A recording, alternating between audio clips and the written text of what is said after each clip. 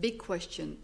Have these member states made data protection officers mandatory or optional? The controversy that Stuart was going to drive us through that. So far, I mean, among all these states, only Germany, Hungary, Slovakia, and Switzerland have decided to make that function mandatory, and only using some criteria. And it's very interesting to look at these criteria.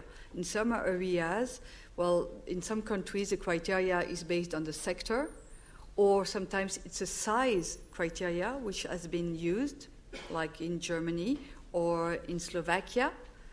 And sometimes it's a sector which has been used, public sector, financial sector, telecom sector. The advantage is always a simplification or an exemption of notification formalities, but it's not full advantage. Whenever there is a sensitive data processing activity, there is always an obligation for the data controller to go to the Data Protection Authority to ask for prior checking. And in case of data transfers, there is often an obligation to do a filing or to get a prior authorization. So having a data protection official is not completely, does not relieve you from all your formalities.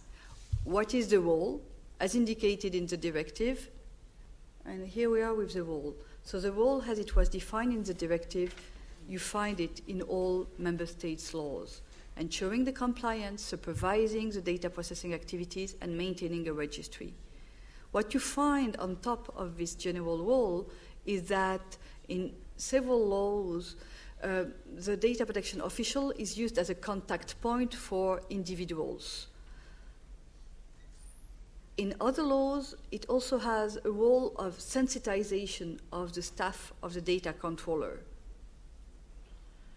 It also has a role of assisting the data controller in the formalities with the Data Protection Authority when there is a prior checking obligation, the obligation to file for an authorization before the Data Protection Authority. Very interesting to see that some laws go very much into detail, like the Hungarian law, where the data protection official has to draft internal rules about data protection and security. And in Slovakia, it also has to look after the selection of data processors, even the content of the contract, and also to look after the transporter data flows.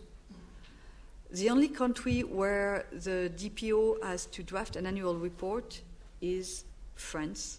It's a very burdensome activity, but also very useful for the data controller, who is very often the CEO and doesn't have a general idea about what's going on in its company.